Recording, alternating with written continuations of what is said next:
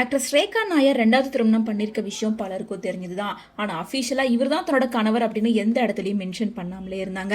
இப்போ அஃபீஷியலா இவர் தான் என்னோட கணவர் அப்படின்னு ஹஸ்பண்ட் கூட எடுத்துக்கிட்ட பிக்சர்ஸை ஷேர் பண்ணி அவருக்கு பர்த்டே விஷஸும் பண்ணியிருக்காங்க.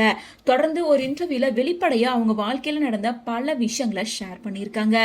அதாவது ரேகா நாயருக்கு 17 வயசு இருக்கும் போதே முதல் திருமணம் நடந்திருக்கு. 18 வயசுல ஒரு கேர்ள் பேபி பிறந்திருக்காங்க. மேலும் ஹஸ்பண்ட் கூட 4 வருஷம் மட்டுமே வாழ்ந்திருக்காங்க. அதுக்கப்புறமா கருத்து வேறுபாடு காரணமா 2 பேரும் பிரிஞ்சு போகவே இப்போ அவங்களுக்கு விவாகரத்து ஆகி 20 வருஷம் ஆகுது.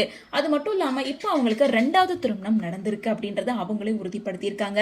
அதாவது ரேகா கொஞ்ச நாளைக்கு முன்னாடி ஒரு ஈவெண்ட்ல போயிருக்கும் போது அங்க இருக்க பிரஸ் பீப்புள் எல்லாம் நீங்க அரசியலுக்கு வர போறீங்களா, நீங்க எம்எல்ஏ ஆகிடலாமே அப்படின்னு கேட்கும்போது சிரிச்சுக்கிட்டே எங்க வீட்டுல ஆல்ரெடி ஒரு எம்எல்ஏ இருக்காங்க, நான் எதுக்கு திரும்ப எம்எல்ஏ ஆகணும் அப்படின்னு சொல்லும் போது இவங்க எம்எல்ஏவை தான் மேரேஜ் பண்ணிருக்காங்க அப்படிங்கிறது பலருக்கும் தெரிஞ்சிருச்சு.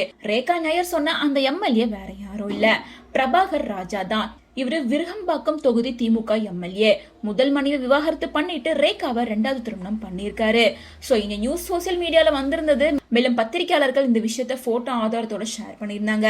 இருந்தாலும் இது எம்எல்ஏவும் சரி ரேகா நாயரும் சரி அபிஷியலா எந்த இடத்துலயும் சொல்லாமலே இருந்திருக்காங்க. அதாவது எம்எல்ஏவோட அப்பாவான விக்ரமராஜா சொந்தமா ஒரு ஜிம் வச்சிருக்காரு. அங்க டெய்லி ஒர்க் அவுட் பண்றதுக்காக பிரபாகர் போவாரு. அதே டைம்ல தான் நடிகை ரேகா நாயரும் அங்க ஒர்க் அவுட் பண்றதுக்காக போறாங்க. அப்படிதான் 2 பேருக்கும் பழக்கம் ஏற்பட்டு காதலா மாறி இருக்கான். அதை தொடர்ந்து முதல் மனைவி விவாகரத்து பண்ணிட்டு ரேகா நாயரை 2வது திருமணம் பண்ணிக்கிட்டாரு.